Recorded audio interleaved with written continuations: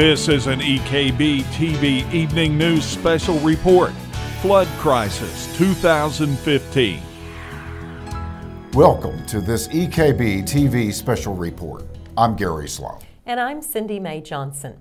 Please consider this broadcast to be a preview of an upcoming local newscast that we will launch very soon. However, with all the weather that's going on, we decided we needed to get on the air a little quicker than we had planned. Over the past 2 weeks, our region has seen its share of severe weather. However, even though the region has been hit by snow, rain, and sub-zero temperatures over the past few weeks, nothing can compare to what we've seen over the past 24 hours. Right here in Pike County, water levels are actually beginning to recede. In Mingo County, West Virginia, which has seen the most severe flooding, it now appears the Tug Fork is beginning to do the same. In Floyd County, Prestonsburg was never under much threat as the Leviza Fork was predicted to crest well below flood stage, and that should be happening just about now. The rest of the county, however, has not been as fortunate, with flooding reported in Martin, Maytown, Wayland, Arkansas Creek, and Mare Creek. In Johnson County, the worst appears yet to come. The river has not expected to crest in Paintsville until around midnight. When it does, the National Weather Service says it may top out at 35 feet. That is actual flood stage. That's when minor flooding will begin. EKB has been on top of this weather system throughout the day and preceding night. We turn now to Shannon Deskins, who has spent the past 24 hours covering the many issues that have plagued Pike County. Tuesday evening, as it became apparent the Leviza Fork of the Big Sandy River in Pikeville was going to exceed the flood stage of 35 feet, city officials were on full alert in Pikeville. Then, to add to the seriousness of the situation, a mudslide on the Pikeville bypass just after 8 p.m. threatened an apartment complex. For several hours, crews watched the hillside as trees popped and cracked in the dark. Today, city officials went back to the scene, hoping to get a better look at the slide and see if they could determine exactly what caused it. Not really sure yet, but talking to some of the people that are in the know on top of the mountain there, we do have some cell towers up there, and there are some old abandoned roads, and we're not sure if that they're mine roads or gas well roads or what they are, but we have a feeling that it's coming from maybe one of those roads have slid off a little bit and come on down. It looks like at this point it has stopped. You know, it's being Thursday afternoon. Still some water coming out there, but the debris has stopped. Crews with the city of Pikeville worked carefully last night to try to divert some of the mud and water into a ditch, but officials wanted to make sure the hillside was safe before any major cleanup efforts began. Right now, we're just waiting to make sure it gets stabilized. The state, as soon as they can get here, are going to be cleaning this ditch line out and hopefully get the bypass open by tomorrow afternoon sometime. Many residents in the Pikeville area were afraid we could see water levels comparable to historic floods of the past. And even though we exceeded river levels of the February 2003 flood, water levels still remained below those of 1984. We've had EKB-TV reporter Shelby Steele throughout the area. She's certainly covered hard-hit Williamson, where the river topped out well above flood stage. The Mingo County Emergency Planning Committee, as well as the Mingo County Commission, have been hard at work taking calls, updating the county, and taking care of dangerous situations. Lee Murphy is on the board of the Emergency Planning Committee and says Mingo County has reached a standstill. Mingo County right now has flooding in over the entire area of the county. Mate 1 area has crested and the water is starting to fall in the Tug River. The Williamson Tug River is rising, but it is slowing down, and Kermit is still rising. Murphy answers some questions on when the floodgates will be shut, if shut at all. The city of Williamson has several different flood levels throughout the city. 2 of the floodgates are closed right now, which are on the south end of the city.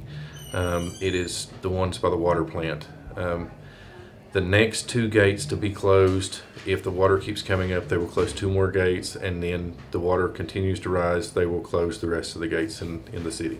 Murphy adds that for the most part, Mingo County has taken care of the major concerns. The Department of Highways has been out working with us over the last couple of days, clearing mudslides from the area, and have worked really well with us. Our local fire departments have been out checking on people and checking on our water and slides, and we're just continuing to try to help the people of the county. For EKB-TV News, I'm Shelby Still. With the ground being saturated from the past 2 weeks of weather, we've seen many hillsides break free, but nothing like what we saw happen this morning along US 460 between Marbone and Millard. It was there that a huge section of hillside came tumbling down, completely blocking the highway and leaving it impassable. Work crews have been busy throughout the day to clean the damage, but Sarah George with the Department of Highways says they will likely have to work all night tonight to reopen the road.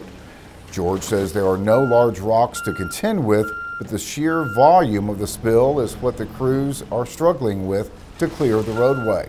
As of this afternoon, workers were still removing trees, which have to be moved before they can begin to tackle the mud underneath. As water levels on the Big Sandy rose this morning several feet beyond flood stage, water rescue teams in both Pike and Floyd counties were called to evacuate people from their homes. Our own Shannon Deskins was with one of those teams in the Mullins edition of Pike County. After the heavy rains that moved through our region this week, river levels exceeded the original predictions from the National Weather Service. Before daylight this morning, the Leviza Fork of the Big Sandy reached the 38-foot mark, prompting Pikeville officials to close the first of 2 floodgates protecting the city. As the morning went on and the river approached the 40-foot mark, many residents in low-lying areas started evacuating. However, a few residents in Pike County did not get out before floodwaters surrounded their homes. At this time, we've got a lady that we're going to get out of a house here in Mullins Edition. Just got a call from Coal Run PD. We're also going to go to up around the Big Lots area, and there's 3 or 4 homes up there that we're going to have to evacuate people from also. So this time, that's what we're going to attempt to do. We'll get a boat in the water and try to get these folks out. Members of the Pike County Technical Rescue Team used a boat to rescue these residents from their home. I thought it would be okay. Yeah, I thought, well, it's no big deal. It'll go down. Kept coming up real fast. Jackson told us their many hours of training prepare them for these types of emergency situations. That's what we train for. Anytime we're able to help people. You know, it's like the lady said, the little girl was deaf. My grandfather was deaf. My grandmother worked at a deaf school. I had an aunt and uncle, great aunt and uncle that were deaf. So, I mean, it's this type thing. It's what makes it all worthwhile. For EKB-TV, I'm Shannon Deskins. Thanks, Shannon. You know, Gary, we've had people throughout the region. They've been everywhere today. Shannon was one of those people, making sure we got the information out as fast as we could, and we've appreciated all their help so much, including the help of Lathan Hopkins, our own chief meteorologist. Absolutely, and we have watched everything from the heavy rains from last night and early morning, and then going over to the sleet, freezing rain and snow. Lathan, what can we expect now? It has been an active past couple of weeks all across eastern Kentucky, actually all across the state of Kentucky, even into parts of West Virginia. You may remember just a couple of weeks ago we had anywhere between 10 and 18 inches of snow on the ground. That was followed by the bitterly cold temperatures, 10, 20 degrees below zero. Of course, we've had a couple of smaller snow events since then, but really the snow melt from that system a couple of weeks ago on top of the rain that we experienced during the day yesterday, that is what's pushing these river levels to near record state in some spots across, especially around West Virginia, from Williamson over toward Kermit.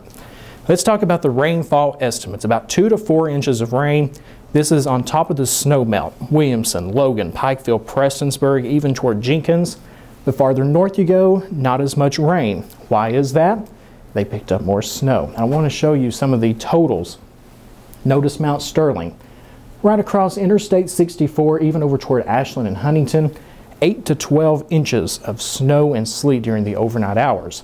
You have to also take into consideration parts of Kentucky woke up this morning to about 20 inches of snow. Not as much here across our region, Salyersville, Paintsville, Inez, Prestonsburg, Pikeville, about 4 to 8 inches of snow and sleet. And the farther south you go, picked up about 2 to 4 inches of snow and sleet. Let's talk about some of the flood warnings. Yes, of course, they remain in effect across the area for Pikeville.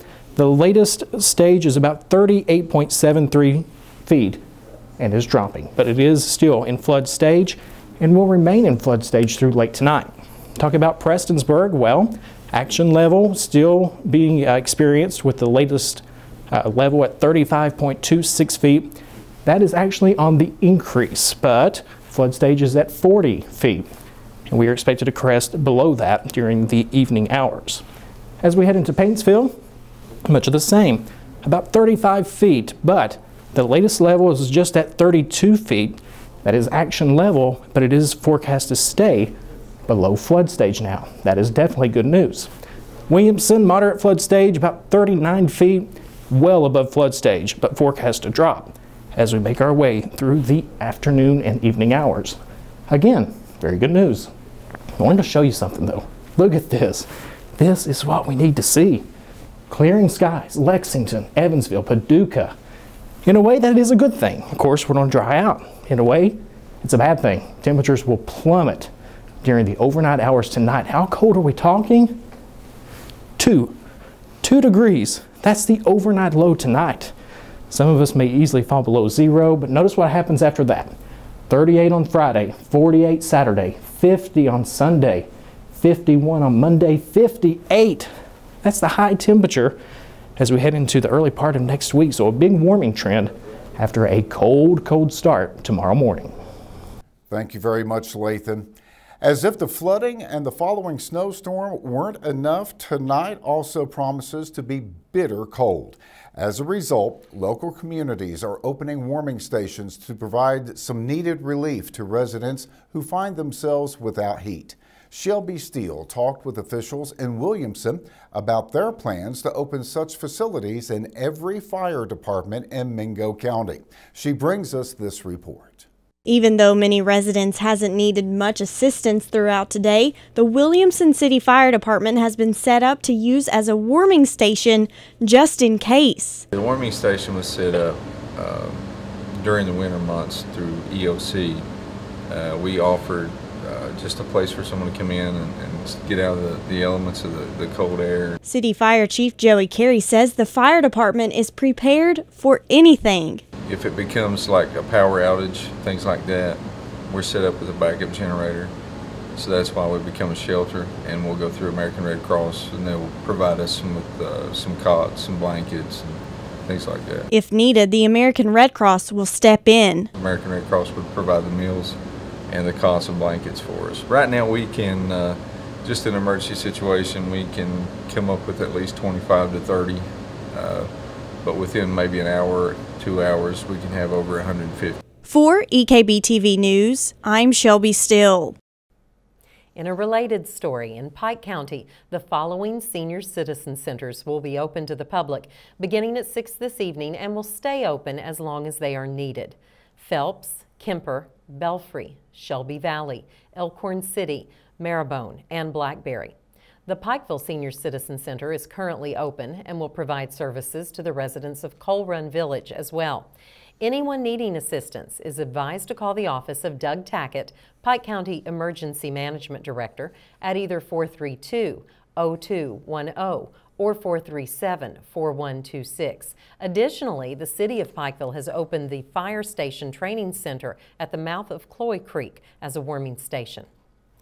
Floyd County does not currently have any shelters or warming stations open, but has made plans to open some in churches, schools, and other places if there is a need.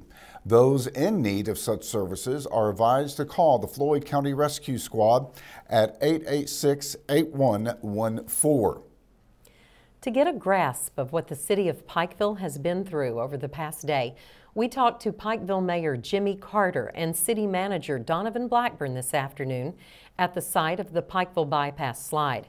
Here's what they had to say. with the snow and the rain that we've gotten in the past 24 hours, the road conditions are very, very bad right now, and we really want to keep everybody off the roads. So the crews from UMG, who are doing a great job helping us get this cleaned up again on this storm, and there's some high water issues in town, so we just want to make sure everybody stays safe, stays off the roads. This also gives us an opportunity to apply for some federal and state funds to help us for the cleanup effort. Over the last couple of days, we've been hit with a tremendous amount of rain, and on top of that, with the runoff from the various mountains with all the snow on top, has led to flooding.